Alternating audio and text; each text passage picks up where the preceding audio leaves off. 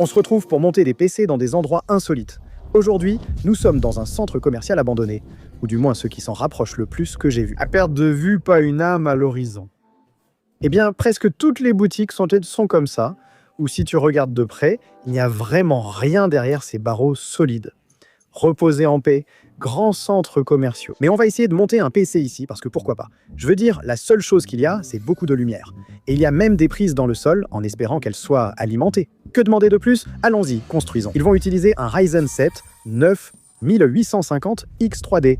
Je suis très enthousiaste car c'est un des processeurs les plus rapides, voire le meilleur pour le gaming. Mais voyons à quel point il est rapide. La puce coûte environ 500, mais j'ai eu tout le pack avec 32 Go de RAM, DDR5 et une carte mère pour 699,99, ce qui est vraiment une affaire. Et que sont devenus les centres commerciaux? Je pense qu'il existe encore des centres commerciaux très fréquentés, mais celui-ci ne l'est pas. Pour la carte mère, on prend l'Asus Prime X870, prêt pour un PCIA avancé.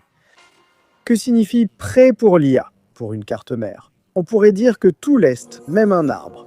Quand j'étais jeune, les centres commerciaux comptaient vraiment. J'ai beaucoup de souvenirs à jouer dans les centres commerciaux avec des aires de jeu pour enfants. Celui où j'ai grandi avait une vaste aire de jeu dans une grande vieille aire de restauration. Pour être honnête, il y a aussi une petite aire de jeu dans ce centre commercial, mais elle est un peu triste, tu vois. Bon, on a nos 32 Go de RAM G-Skill. La dernière fois que j'ai utilisé cette marque, les logos n'étaient pas bien alignés et ça m'a un peu rendu fou.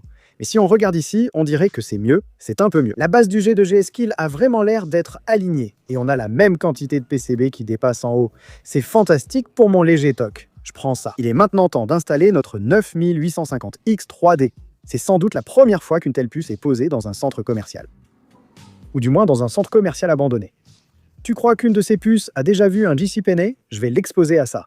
Voilà mon pote, JCPenney. C'était la vie avant Internet. Il faudra un peu de temps pour installer nos 2 Teraoctets de Crucial, cette fois en SSD NVMe Gen 5, contrairement à notre ancienne config montée dans la neige. Quand il fait calme ici, c'est un peu flippant. Enfant, je faisais souvent un cauchemar où j'étais enfermé dans un centre commercial après la fermeture. Vers la fin de la journée, quand le centre commercial fermait, il y avait cette voix dans les haut-parleurs qui disait « Le centre commercial ferme dans 15 minutes, veuillez vous diriger vers une sortie ». J'étais là, oh mon Dieu les gars, il faut qu'on y aille. Et je me mettais à courir vers la sortie, mais mes parents, eux, restaient tranquilles. Ils se baladaient juste, et j'étais toujours tellement inquiet qu'on se retrouve enfermé dans le centre commercial après la fermeture. Évidemment, je veux dire, je suis sûr que ce n'est pas vraiment un problème, ils te laissent juste sortir. Mais à l'époque, quand j'étais enfant, je me disais, je ne sais pas. Ça a l'air horrible, je ne veux pas savoir ce qui se passe dans un centre commercial la nuit. Espérons qu'on ne le découvre pas aujourd'hui. Parfait, notre NVMe est installé. Passons au refroidisseur, le Noxua NHD15. Aussi, si le son résonne beaucoup, désolé, il n'y a rien ici pour absorber le bruit. Echo, tu entends ça?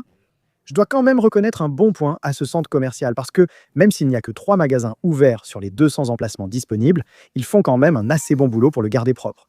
Et les lumières sont encore allumées. Il fait encore chaud à l'intérieur. J'espère qu'il y a encore de l'électricité dans les prises. Ce serait bien aussi. Donc malgré le fait qu'il soit abandonné en ce qui concerne les magasins, c'est en fait encore un endroit assez sympa pour venir se promener. J'ai déjà vu des gens courir dans le centre commercial ici pour faire de l'exercice, parce que je vis dans un état assez froid. Et donc quand il fait vraiment froid et qu'il neige, oui, c'est en gros une immense piste. Et l'un des trucs les plus sympas, c'est qu'on ne dérange vraiment personne en étant ici. Je veux dire, je suis juste en train de monter le PC, les gens se promènent, j'espère ne déranger personne. Si c'est le cas, on verra s'ils envoient à des agents de sécurité, mais j'en doute. J'espère aussi que personne ne volera mon ordinateur. Voyons comment installer ce refroidisseur avec ses instructions papier. J'ai l'impression qu'il y a cette tendance inquiétante où beaucoup de ces composants ne sont plus livrés avec une notice papier pour expliquer comment installer quelque chose. Mais Noxua, au moins pour l'instant, reste classique. On a une configuration AM5, donc lisons les instructions correspondantes. L'histoire de ce centre commercial est assez triste, car avant, comme beaucoup d'autres, il était très animé. Il y avait beaucoup de passages et de magasins dans le centre commercial. Avec le temps, l'emplacement de ce magasin a fini par lui porter préjudice. Les gens ont trouvé de meilleures options plus proches, alors ils ne viennent plus dans ce centre commercial. Cela a évidemment entraîné moins de gens dépensant de l'argent au centre commercial et a fini par mener, je suis presque sûr, à la vente à une société de capital risque ou quelque chose comme ça. Si tu connais ces sociétés, les centres commerciaux ou les entreprises en général, tu sens un peu que c'est la fin. Où est passée cette patte de fixation? Oh, ce n'est pas mal, surtout pour aujourd'hui. Je n'ai rien à redire. On a un toit, on reste au chaud, de belles tables et un peu de lumière pour travailler. Et tu sais quoi? On a même un smiley sur notre processeur. Ah ouais, c'est l'ambiance en ce moment. Même si, à mesure qu'on se rapproche de la fermeture, je vais probablement commencer à stresser un peu plus. Tu sais, à cause de mon enfance. Une fois, j'étais dans un Dunham's, c'est un magasin de sport. J'étais avec mon père et mon frère. Je regardais juste des crosses de hockey, pensant être avec eux. Je me suis retourné, ils avaient disparu. J'étais seul dans un endroit inconnu, sans savoir quoi faire. Avec du recul, c'était très effrayant. Je pense que beaucoup d'enfants vivent cela. On s'égare, on se perd, hein, c'est la vie. Finalement, je suis allé à l'accueil et ils ont utilisé l'interphone ou le haut-parleur pour dire « Bonjour, si c'est votre enfant, venez le chercher ». Et j'étais sain et sauf. Tout s'est bien passé. Mais ça m'a quand même marqué, tu vois. Bon, ce ventirad est bien fixé.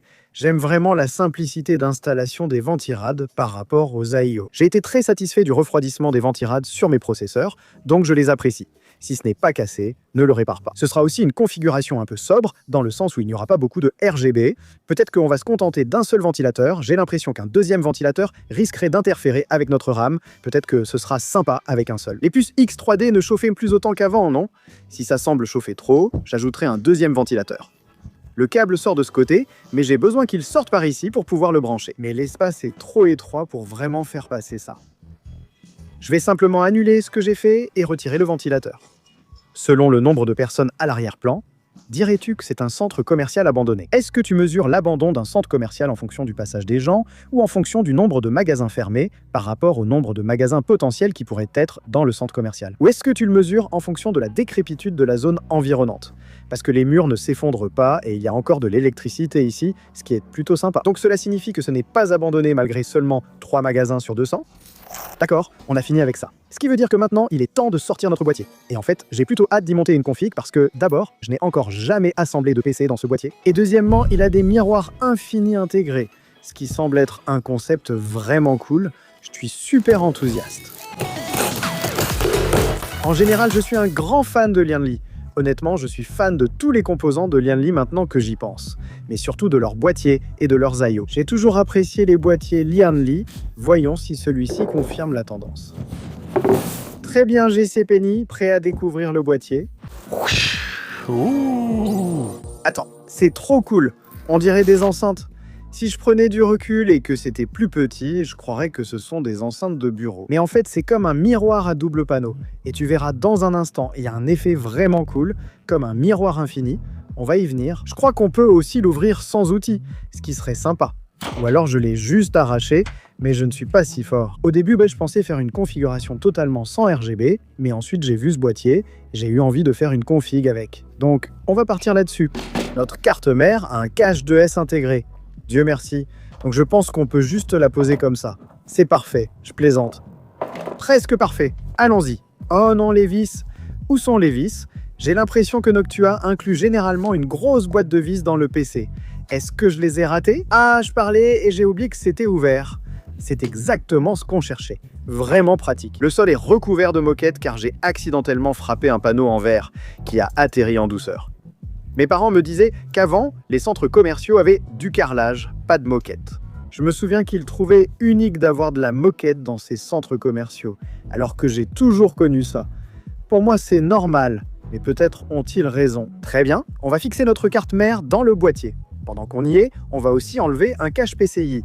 Comme prochaine étape, on pourra installer notre carte graphique. J'aime toujours repousser la gestion des câbles le plus longtemps possible pour rester heureux le plus longtemps possible parce que je suis vraiment nul en gestion des câbles. Mec. Et en parlant de la carte graphique, on va utiliser la Power Color Red Devil 9070 XT. Je suis fan de ce fabricant car j'ai souvent utilisé leur carte graphique dans mes configurations. Et franchement, c'est une très belle carte. Incroyable. Elle est livrée avec un support anti-affaissement pour la carte graphique. Je ne savais pas qu'il l'incluait. C'est sans doute pourquoi cette carte graphique coûte environ 250 de plus que la 9070 XT la moins chère.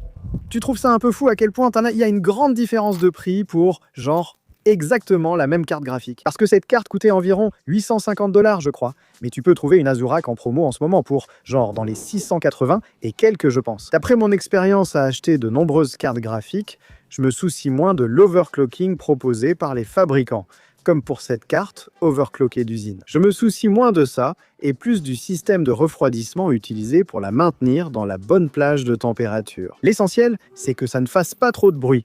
Personnellement, j'ai constaté que les cartes qui ont du coil whine ou qui font beaucoup de bruit me rendent tout simplement mécontent. Je n'aime pas rester assis à côté de ça pendant des heures en jouant. Mais bon, si c'est assez bon marché, tu mets un casque et ça va.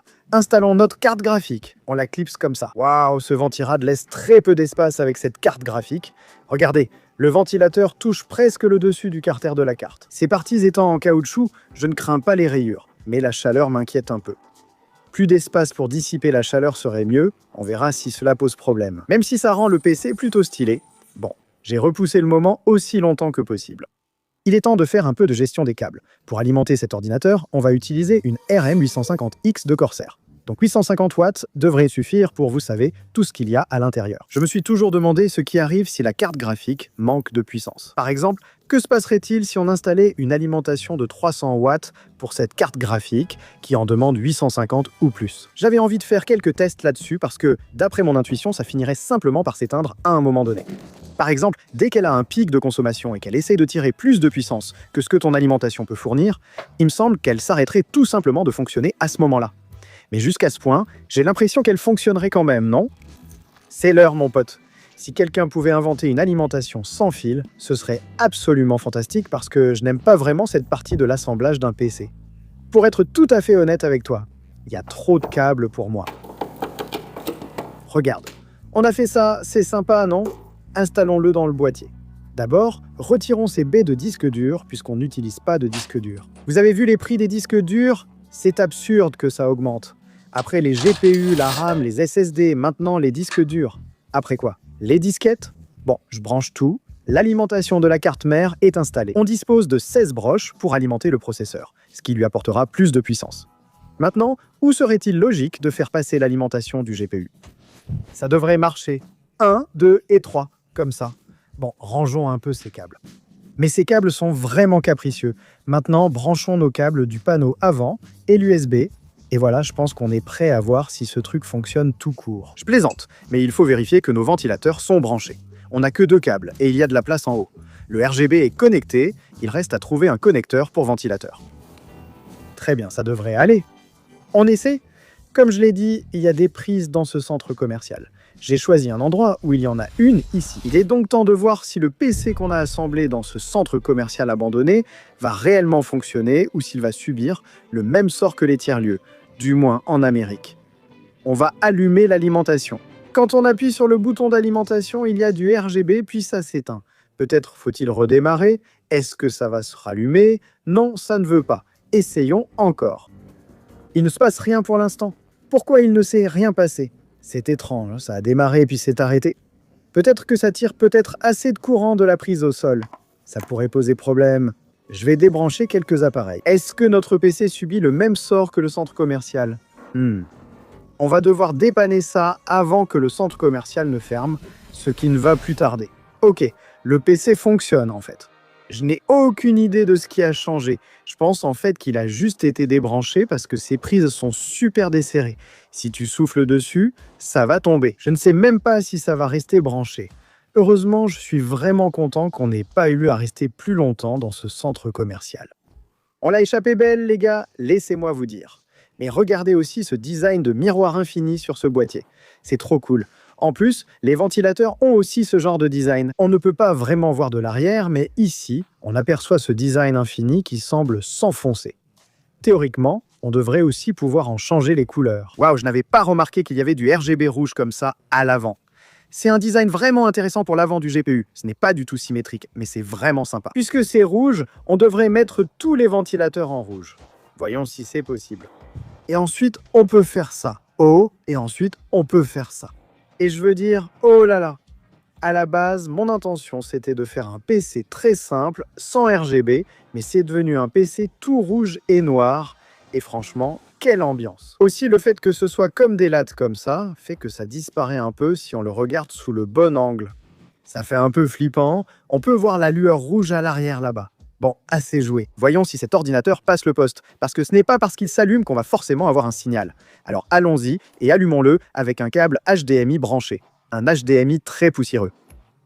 Je me demande à quoi je l'ai utilisé la dernière fois. J'ai probablement mis le feu à quelque chose. Qui sait? Maintenant, test numéro 2.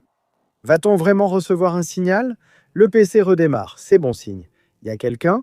On devrait vérifier s'il n'est pas débranché, sûrement le cas. Ah, voilà.